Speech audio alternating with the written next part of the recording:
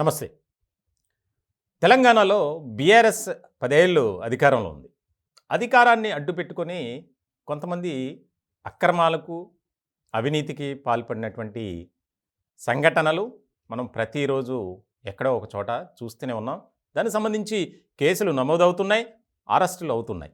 తాజాగా కరీంనగర్ జిల్లాలో భూ కబ్జా చేసినటువంటి గులాబీ నేతలను దాదాపు ఒక 50 మంది వరకు పోలీసులు అరెస్ట్ చేశారు. అందులో కూడా ఒక మాజీ మంత్రి గంగుల కమలాకర్ ఆయన అనుచరులే ఉండటం ఇక్కడ గమనార్హం. ఇలాంటి సందర్భంలో తాజాగా మరో 4 గులాబీ నేతలను పోలీసులు అరెస్ట్ చేశారు. కరీంనగర్ ఆ చుట్టుపక్కల ప్రాంతాల్లో ప్రభుత్వ భూములు కానీ, ప్రైవేట్ భూములు కానీ అంటే ఖాళీగా ఉంటే చాలు అక్కడ వాలిపోవటం, ఏదో ఒక నిర్మాణం చేపట్టేయడం, దానికి సంబంధించి ఆ భూమి మాది అనిపించుకోవడానికి రికార్డ్స్నే తారుమారు చేయటం. ఈ గ్యాంగ్ ఎక్కువగా వారి యొక్క అక్రమాలకు అదుపు లేకుండా చేశారు. ఇలాంటి సందర్భంలో తాజాగా మరొక వ్యవహారం బయటకు వచ్చింది. కోట్లాది రూపాయలు విలువైనటువంటి భూములను ఆక్రమించేసుకొని రెవెన్యూ అధికారుల సపోర్ట్తో తారుమారు చేశారు రికార్డ్స్ని. అంటే తెలంగాణలో 10 ఏళ్ల పాటు ఎన్ని అక్రమాలు జరిగాయో మనం చూస్తూనే ఉన్నాం.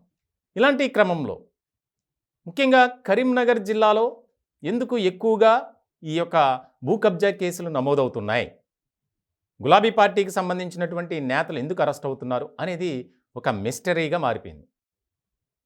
అక్కడ మంత్రి పేరు చెప్పుకొని, గంగుల కమలాకర్ పేరు చెప్పుకొని విచ్చలవిడిగా అక్రమాలకు పాల్పడ్డారు, అడ్డగోలుగా వ్యవహరించారు. ఎవరైనా ప్రశ్నిస్తే దాడి చేయటం, అధికారులు కూడా ఇంక ఏమి చేయలేక నోరు మూసుకొని సంతకాలు పెట్టేటువంటి పరిస్థితికి వచ్చింది. అంటే ఏ రకమైనటువంటి దందాలు చేశారనేది మనం ఇక్కడ స్పష్టంగా అర్థం చేసుకోవాలి. ఇటువంటి సందర్భంలో తాజాగా 4 అరెస్ట్ చేశారు. ఆ 4 కూడా గులాబీ పార్టీలో కీలకమైనటువంటి నేతలే. ఇంకొక ట్విస్ట్ ఏంటంటే 2 అయితే వారి భార్యలు కార్పొరేటర్లుగా ఉన్నారు. అంటే చూడండి ఏ రకమైనటువంటి స్థాయిలో మన పాలకులు ఉన్నారు. వారి పేరు చెప్పుకొని వీళ్ళు రెచ్చిపోవటం, దందాలు చేయటం.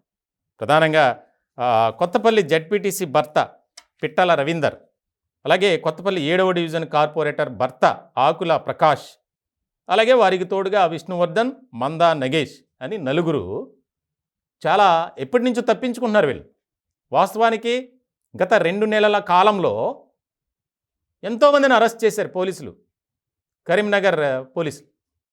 ఇటువంటి సందర్భంలో గంగుల కమలాకర్ ప్రధాన అనుచరుడు మహిపాల్ అనే వ్యక్తిని కూడా ఇటీవల అరెస్ట్ చేశారు.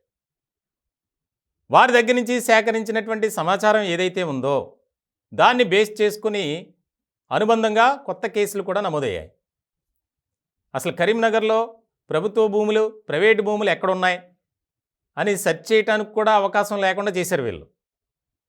ఒక భూమి ఖాళీ జాగా కనిపిస్తే చాలు వీరు వాలిపోవడం, అక్కడ ఏదో ఒకటి మాది అనిపించుకోవడానికి ఒక రేకుల షెడ్డో, ఒక పాకో, గుడిసో ఏదో ఒకటి అక్కడ నిర్మాణం చేపట్టేయడం, అక్కడ వీరి మనుషులు అక్కడ స్టే చేయటం. ఇలాంటి సందర్భంలో ఈ 4 అరెస్ట్ చేశారు. ముఖ్యంగా ఈ ముఠాకు ఏదైతే భూ కబ్జా రాయలు ఉన్నారో వీరికి సపోర్ట్ చేసినటువంటి 10 మంది రెవెన్యూ సిబ్బంది, అందులో అధికారి నుంచి అటెండర్ వరకు, వారి పాత్రపై కూడా విచారణ చేస్తున్నారు. ఇప్పటికే ఒక తహసీల్దార్కి నోటీసులు కూడా ఇచ్చారు. ఈ స్కామ్ జరిగినప్పుడు ఆయన ఫోర్స్లో ఉన్నారు, ఇప్పుడు రిటైర్మెంట్ అయ్యారు ఇటీవల కాలంలోనే. అతను కూడా విచారణకు రమ్మన్నారు. సో ఇలాంటి సందర్భంలో చాలా ముఖ్యమైనటువంటి అంశాలు వెలుగులోకి వస్తున్నాయి. ఏది భూ కబ్జాకి సంబంధించి ఇప్పటికే తెలంగాణ ముఖ్యమంత్రి రేవంత్ రెడ్డి ఆక్రమణలకు పాల్పడిన వారిని, అలాగే అధికారాన్ని అడ్డుపెట్టుకుని ప్రభుత్వ భూములను, ప్రైవేట్ భూములను బెదిరించో లేదా అధికారుల సపోర్ట్తో ఎవరైతే ఆక్రమించుకున్నారో వారికి సరైనటువంటి ట్రీట్మెంట్ ఇవ్వాలి, ఎవరిని కూడా ఉపేక్షించొద్దు అనే ఆదేశాలు జారీ చేసినటువంటి క్రమంలో రాష్ట్రంలో బీఆర్ఎస్ అధికారాన్ని కోల్పోయింది. కాంగ్రెస్ పార్టీ అధికారంలోకి వచ్చిన తర్వాత ఈ అరెస్టుల పరంపర కొనసాగుతూనే